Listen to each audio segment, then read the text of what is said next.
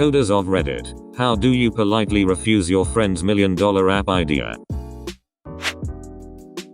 I ask them to watch How to Build an App, a series by Tom Scott. It starts out with if you think you want to build an app, you shouldn't. It continues in this vein while showing you exactly how to do it. If they still want to do it, we'll talk. My specialty is on the server side of things. If that doesn't work, I show them my website from the late 90s. That hasn't been updated since. They usually take the hint pretty quickly that I don't have a UI bone in my body. Edit. For those still paying attention, it's http://leroybrown.com. Kindly ignore the Mensa crap. I realized it was pretty douche while long ago but haven't gotten around to updating. It looks like I did update very sporadically up until 2004. There are lots of broken links. I never want to discourage genuine enthusiasm for an idea, so instead of saying too hard, too expensive, already been done, etc., I treat this as an opportunity to teach my friend, co-worker, board member or relative, all true examples, to take a stack of index cards and draw a picture of the app starting with the opening screen. Then use a red pen to draw the UI action that would lead to the next index card where they draw that screen. I tell them to draw as many screens as needed to illustrate how it works. If they can get past this step, they have a much better idea of the flow and complexity of the app from the viewpoint of the user. This process teaches them an enormous amount about software dev. I tell them that they would have to have this card design rock solid before talking to an app dev, and if they did it, and brought it to a developer, the developer would cry at having such an organized client. Well, not even snubbing them but actually providing guidance they can reasonably pursue to hook up with a PM dev investor. You're a good human. Usually by going to the App Store and finding 10 versions of their app idea that already exist. Right out of college, some business guy wanted me and some friends to develop an app for him. It's basically Twitter meets Pokemon Go. You post at physical locations and they stay there for a set period of time. His idea was to have it drop ads or coupons that companies will pay for advertising. Interesting idea. I go onto the App Store and I find the exact same app he is trying to get us to build. That's been dead for over 1 year after it received $1.4 million in funding. So I called him out on it and he's like, yeah, I saw that, but ours is gonna be better. Better than $1.4 million of funding and going nowhere. I fucking doubt it. Noped out of that one pretty fast. It's funny because I had the same idea in 2015 and spent 2 months trying to code it in Java. Big mistake. Fast forward to when Snapchat bought Zen Maps and added the new Snap Map feature, and it dawned on me. Who the hell is gonna download a separate app for what could have been a feature of any current social media? I once had an acquaintance tell me their idea to have an app that lets paramedics see important medical info on the patient's phone even if they are unconscious. It was a little awkward to show them the medical ID button on their lock screen and that most phones already have this built in. I'm not sure if it made it better or worse that no one really uses it. Edit. On iPhone. On your lock screen. Then emergency screen. Bottom left corner. Edit 2. Android is again.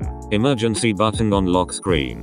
Edit 3. A few paramedics are replying that they never check people's phones for this info. I'm guessing because nobody ever fills it in and they probably don't want to waste time in an emergency situation. I still think it's worth filling in though. Perhaps if everybody with important details did do this, maybe it would be more worthwhile them checking. Edit 4. Had a first responder. UDOs 110. Say they do check.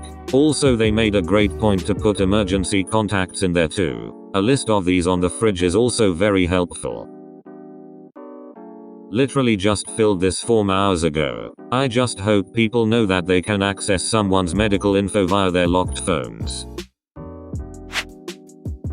Ask for a salary saying that you are not prepared to be their co-seer. They will back off instantly. This is exactly what I do with strangers. I don't work for glory or for a, maybe, future income. I have to try to do the same with friends and family. I start talking about the technical parts of what they want to do. Oftentimes I get a glassy-eyed look and they never follow up again. Once a guy gave me his brilliant idea for boat sharing. Like Zipcar but for boats. All I said was, you know you can already rent a boat, right?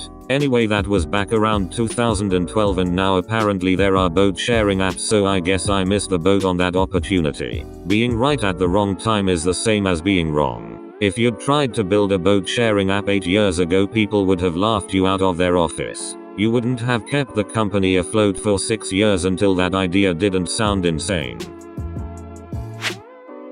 Dude, that sounds insane. I'm slammed with work right now, but when I get a chance you can show me what you've worked on. Spoilers, they haven't worked on it. You will never be free, and the app will never get made. As a mobile developer, can confirm this is the best strategy. $1 million app ideas generally fall in one of 4 categories. 1. It already exists. 2. It would require insane server power and the money to pay for it. 3. It's illegal. 4. Computers don't work that way. For option 1, I show them the 12 apps that are better than their idea. For point 2 and 4, I get technical and start throwing costs around until they change subject. For option 3, I say it's illegal. 4. Computers don't work that way. I had someone tell me they wanted to make an app where you could text your friends, but in addition to text, audio, pics and video, you would also be able to send someone a smell. When I told him I couldn't build that, he asked if I knew someone who could. I refuse to work with friends and family, so I just tell them that I do not want to transform the relationship into a professional one. Germans have a saying, friendship stops where the money starts. That sounds like a great idea. Here are some resources online where you can learn everything you need to make it happen. This one. My answer a few times has been that sounds like a great project to learn programming on. I'll send you some PDFs. Not a developer, but I am a product manager who works with a development team in which I act like a Scrum Master, business analyst in addition to product management. Small company, so lots of hats. I usually don't politely refuse. I just start asking the questions that they'll need to know the answers to before anything gets built. These questions might differ based on whatever the app is supposed to do, but usually when you start asking about specifics, people realize they don't have even 5% of the information they'd need to actually do what they think should be easy. If they are a developer, then I usually ask more business related questions. If they are a big idea person, then I usually ask more technical questions. Regardless, it usually works one of 2 ways. This person actually has a good idea and we can workshop it together and maybe something comes of it and maybe not. Or B, they realize that taking their idea and making something out of it isn't going to be a weekend job and they change the subject rather quickly. Who is the target user? How many of them exist? What are each of them willing or expected to pay? TAM/TSM projections. You can usually roll up a few numbers to get them to a back of the napkin P&L, which is often eye-opening. What does the basic architecture look like? What web services and tools would be needed to build the thing? What type of development environment would be required? High-level requirements. What does the data model look like and can you give me the step-by-step logic that implements it? What's the throughput on this logic look like? What does a minimally viable product or prototype look like and how far away from the complete product is the MVP? What are the barriers for others to enter the space once you've got this built? How do you acquire the first 10 users? First 100. What are your competitors like today? What are they likely to look like by the time you get your thing built? I find that if I try to tell someone why their idea wouldn't work, then they argue with me. How? Tell them you charge $52 an hour and they have to buy the tubs of red beans. That's actually cheap.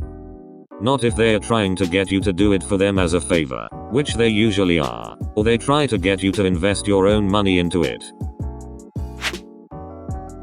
Ask for a wage per hour of coding time. If they are willing to make the investment, then maybe they actually have $1 million app idea, and if they don't, you still get paid. I've worked with a few clients who think they have the next big idea, and they've somehow got the funds together to pay me. The whole time I do the work, I won't feel good about it, but I have to make a living. I'll actively try to inject ideas that might make it a success, but usually those clients can't see beyond their vision. However, I won't accept the work if they want to pay via credit card. I tell them that I know consultants that are available and will help build it, but it will take money. Barring that, I explain that ideas are a dime a dozen. It's execution that matters, and as the one doing the executing, a 51% stake in the company will be required. This gets them off my back every time.